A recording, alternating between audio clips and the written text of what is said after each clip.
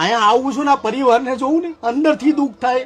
ઘણી વસ્તુ બોલી નથી શકતો, આ વેદના બોલે. હલો નમસ્કાર, જય શ્રી કૃષ્ણ. હું છું તમારો પ્રિય ખજૂરભાઈ. વિડીયો ચાલુ કરતા પહેલા એક વાત કહી દઉં કે એક વિડીયો છે, બેન છે અને એના બે નાના બાળકો છે. લાખો લોકોએ આ વિડીયો મને મોકલ્યો છે. તમે મને એક ખજૂરભાઈ નો કોન્ટેક્ટ કરાવી દો તો પછી તમારો બહુ આભાર થાય. ખોટું નહીં, મહેરબાની કરીને કોઈ કોન્ટેક્ટ કરો અને મને મદદ કરો. મને એક મકાન બનાવડાવી દો તો હું મકાનમાં વહી જાઉં. ભાડું નથી પડતું. એમનું ઘર બનાવવા માટેની રિક્વાયરમેન્ટ હતી એટલે ત્યાં જાઉં છું. વિડીયો ચાલુ થાય પેલા કહી દઉં કે આ ઘર મારા ખર્ચે હું બનાવું છું. તમે મને પ્રેમ આપવા માંગો છો તો મારું જે ખજૂરભાઈ નું શુદ્ધ સિંગતેલ છે બને એટલું તમારા ઘર માટે વાપરો. જેટલી મારી માતા છે, જેટલી મારી બહેનો છે, તમામને કહું છું. એટલે આપણે સુરતમાં જઈએ છીએ, બેન ને મળીએ છીએ.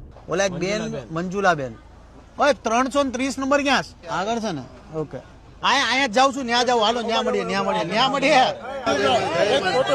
મજામાં? જય માતાજી, જય માતાજી, જય માતાજી. પછી આરામથી પાડી આપણે. જય માતાજી બેન, કેમ છો? મજામાં?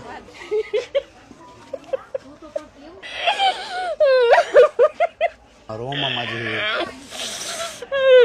શું નામ છે તમારું? મંજુલાબેન. મંજુલાબેન. ક્યાં છોકરા ક્યાં છે તમારા? આ તમને પગે લાગી. શું નામ છે બેટા?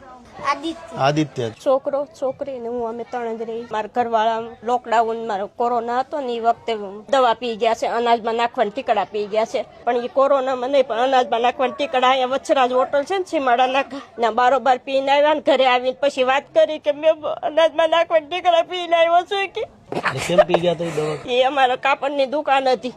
કોરોના પેલા લોકડાઉન પેલા એને માલ ભર્યો હતો, એમાં માલ ભર્યો હતો ને તે બાકીમાં માલ લાવ્યા હતા અને લઈ જવા વાળા બધા બાકીમાં લઈ ગયા. પછી જે જગ્યાએ બાકીમાં લાવ્યા હતા ને માલ તે એ લોકોએ ભી કરી અને કોઈ અમને વાત કરી ને અને પપ્પાએ આવી રીતે આમ થયેલું છે ને મેં આમ કર્યું છે.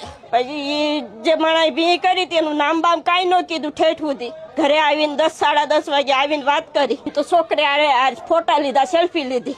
આ ફોટો એ દવા પીને આવે ત્યારનો છે. જે દિવસે દવા પી દીધી આ ફોટો પાડ્યો. હા, એ દવા પીને આવીને છોકરે અને પછી એને વાત કરી કે મેં આમ કર્યું છે એમ. ત્યારે એ ફોટા પાડે ત્યારે નથી કેતા કે મેં આવી રીતે કર્યું છે ને એમ. છોકરે આરે સેલ્ફી લીધી અને પછી એને વાત કરી કે મેં આમ બાટલી બતાવી કે આમાંથી હું અનાજમાં નાખવાના ટીકડા કે 4 પી ગયો છું કે. પછી મેં તરત જ મેં બધે બોલાવ્યા દવાખાને લઈ ગયા. પછી ત્યાંથી 3 ટીકડા કાઢી નાખ્યા પણ એક ટીકડી નો નીકળી એમાં વિવાયા ગઈ. કેટલું ભણ છો તું? 7મું. હવે હું કામ કરશો તું? પીરસવા જાઉં છું. જે આમ લગન પ્રસંગ હોય ને પછી આમ કોઈ કહે ને કે આયા પીરસ તો હું તને 200 રૂપિયા આપું તો ના જાઉં. 7મું ભણ ને પીરસવા જાવ, 200 રૂપિયા આપે. હું 3 વાગે જાઉં, 11 વાગે આવું. તાર મોટો થઈને હું બનીશ ટીચર. તો પછી અત્યારે આ ઉંમરમાં 14 વર્ષે તું કામ કરવા મળે તો ટીચર કેવી